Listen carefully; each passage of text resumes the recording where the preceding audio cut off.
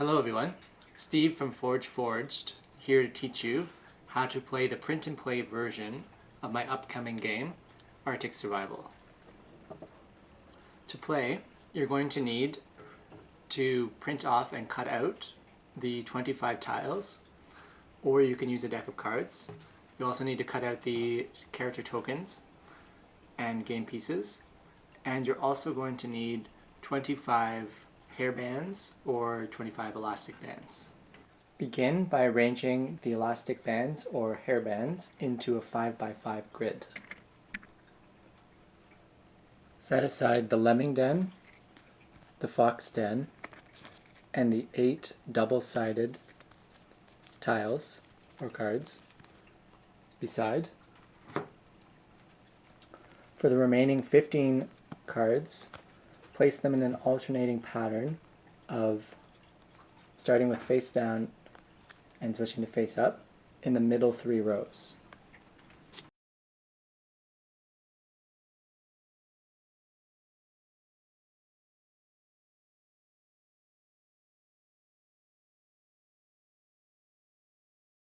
The fox player closes their eyes and the lemming player hides their den card face down in one of the 5 spots in the row closest to them. They then place 4 of the double-sided tiles to fill the remaining row.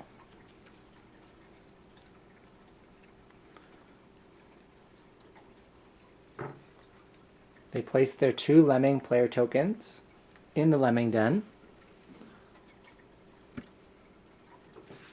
and also hide the carrion beetle token and the polar bear paw print token in one of the 3 middle rows that can under one of the 9 face down cards. So any one of these 9 cards.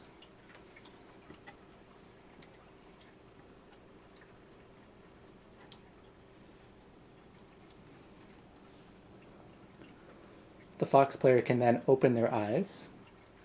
The lemming player closes their eyes, and the fox player then places their den in one of the 5 spots in the row closest to them.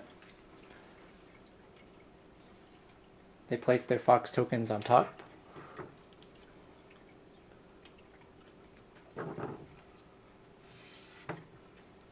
In the 4 remaining spots, they hide the shell token, the wings token, the water token, and the food token. They place the 4 remaining double-sided tiles on top of these tokens.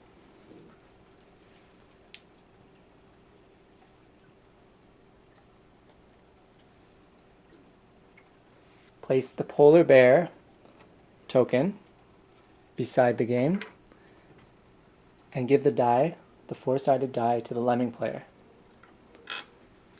The game is now ready to begin. Arctic Survival is an ecology wargame between foxes and lemmings. Players choose to play as either the foxes or the lemmings. The fox objective is to capture both lemmings. The lemming objective is to find the food and water tokens and bring them back to their den. When either one of these objectives has been met, the game is over. During the lemming turn, the fox players must close their eyes. The lemming players begin their turn by rolling the 4-sided die for one lemming to determine the number of squares it can move up to. In this case, a 3 was rolled, and the lemming may move up to 3 squares. They may move 0 if they choose. When moving, a lemming can only move forward, backwards, left, or right. They cannot move diagonally.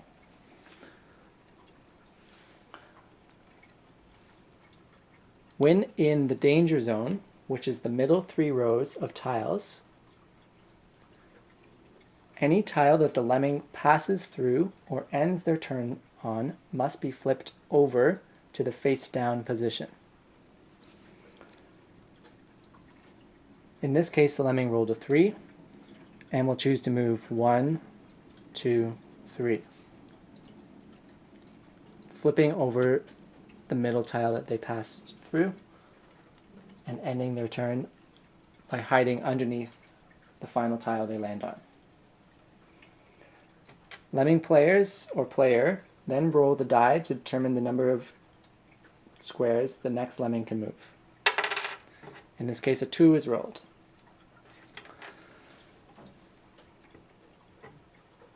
This lemming will move 2 squares forward. Since both squares are already in the face down position, the lemming doesn't need to turn them face up. That ends the lemming turn, and the lemming player leaves the die revealing the last number they rolled for the second lemming, and then tells the fox player or players that they can open their eyes.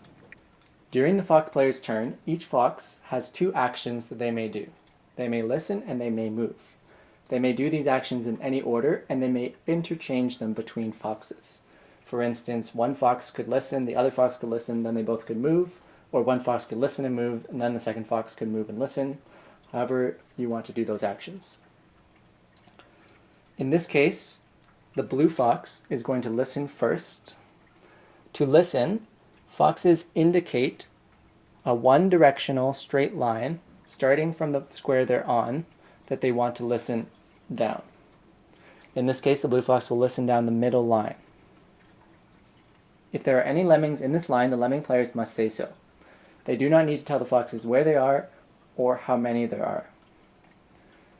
So in this case, blue fox listens down this line, and the lemming player says that yes, there is one lemming somewhere in that line. The second fox, the pink fox, is going to move first. They roll a 4. They're going to move 1, 2, 3, and stop there. Whenever a fox ends their turn in a face-down tile in the danger zone, they turn that tile face up to simulate them pouncing through the snow to try to catch a lemming. In this case, there are no lemmings there. Now the blue fox can move still, and the pink fox can listen still. To try to narrow down where the lemming is in the row that the blue fox listened, the pink fox is next going to listen in a diagonal line this way. Note that the lemming cannot be under this tile or this tile since they are face up, so there's only 2 spots where the lemming could be as it listens that way. Since there are no lemmings there in that line, the lemming players would say no, there are no lemmings in that line. This then narrows down the number of spots where the lemming could be in this row. Since it cannot be in this one, it can only be here, here, or here.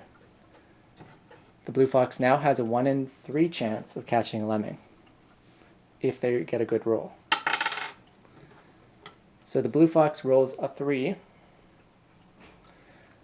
and wanting to cut the lemming off from their food supply, they're just going to move 1 tile here and flip this tile up, since it's the last one they end their turn on. Note that if the fox player decided to move here, these 2 tiles would not be turned face up. It's only the last tile that gets turned face up for the foxes. For the lemming players, it's any tiles they pass through or end their turn on. So the fox player chooses to go here. There are no lemmings there, and so that ends the fox's turn. Now, if there was a lemming there, that lemming would be captured and removed from the game. Let's look at another scenario. In this scenario, the blue fox decides to move 2 squares into the middle. They flip over this tile, not flipping over that tile, only this tile, and see that there's the polar bear paw print token beneath that tile. They leave the paw print token there, actually. This means that the polar bear is going to be entering into the habitat at the end of the fox's next turn.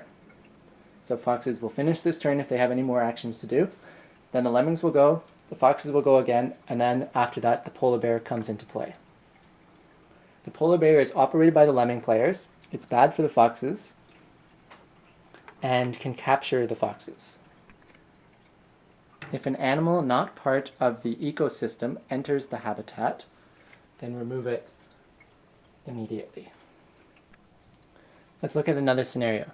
So in this scenario, the foxes have finished their movement from the previous turn and wind up back here. Because the polar bear was activated last turn, the polar bear now comes into play beginning on the tile where the polar bear paw print token is. The polar bear always takes their turn after the foxes. They can only move on the face-up tiles in the danger zone. They cannot move in the lemming zone, which is the row of tiles closest to the lemming player, or the fox zone. They roll the four-sided die and can move forward, backwards, left to right, but not diagonally.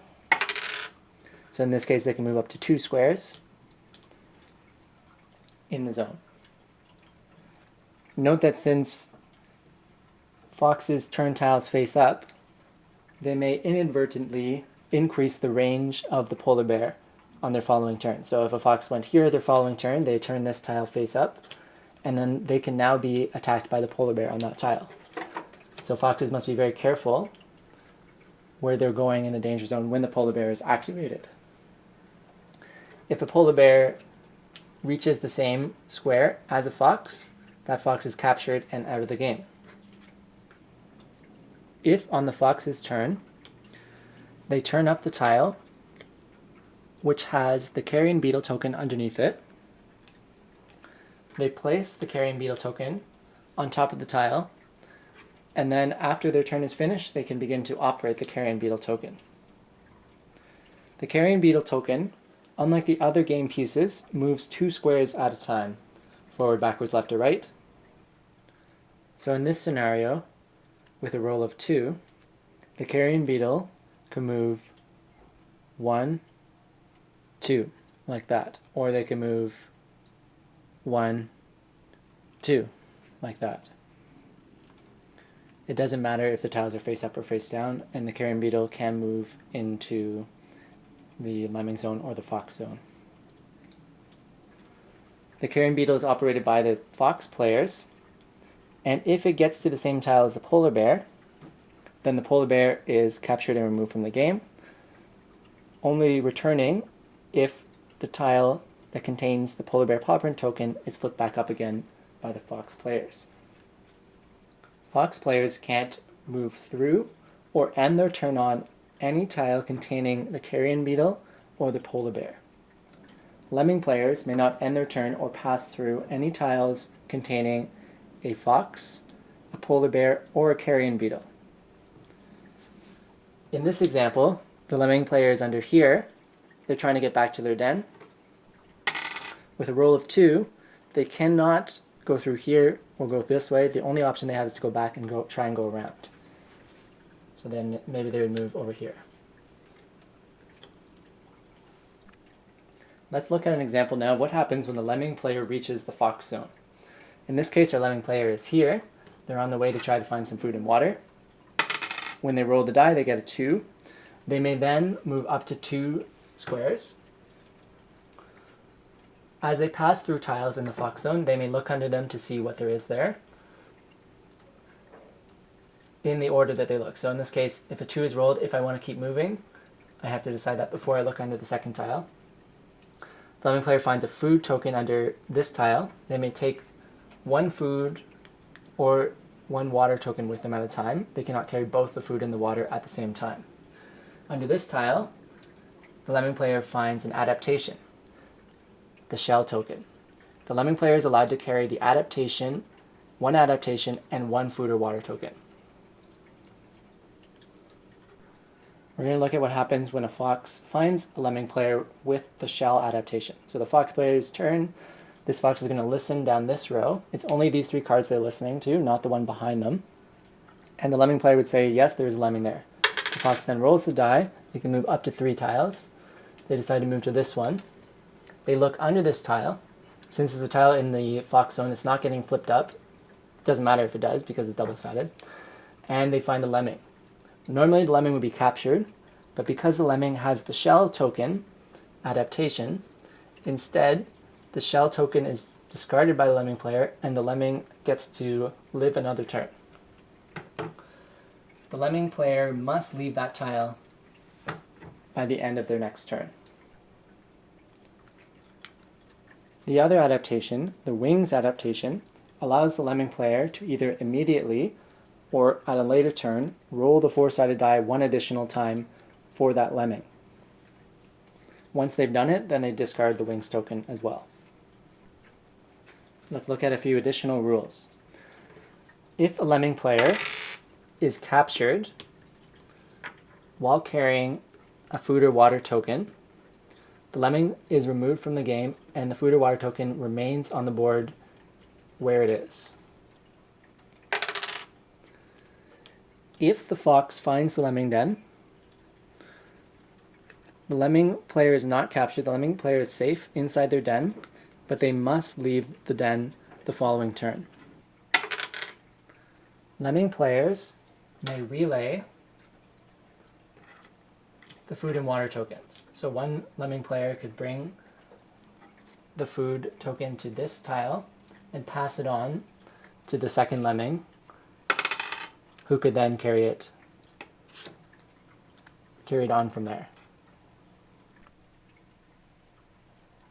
Foxes may not remain for more than one turn on the lemming burrow tile or on the food and water tiles. The lemming player may move through an inactivated carrion beetle tile. So in this case, if the lemming is moving this way, as long as the carrion beetle hasn't been activated by the fox turning over that tile, the lemming player may continue to move through it. That concludes the rules portion of the print and play version of Arctic Survival. If you have any extra questions, please feel free to leave them in the comments and I'll try to respond to them as quickly as I can. Also, please follow me on Instagram and Twitter for updates. The next step for this game is that I'm expecting soon to get the prototype of my game from Gamecrafter, and then I will do a video on opening that up, and I'll do a video on the rules with that and playing with that version. They're basically the same rules as this version, except for it's a bit more intuitive with the tiles and everything outlining the different zones. And once that's done, then I'm going to start launching a Kickstarter. So lots of exciting stuff coming up. Thanks for watching.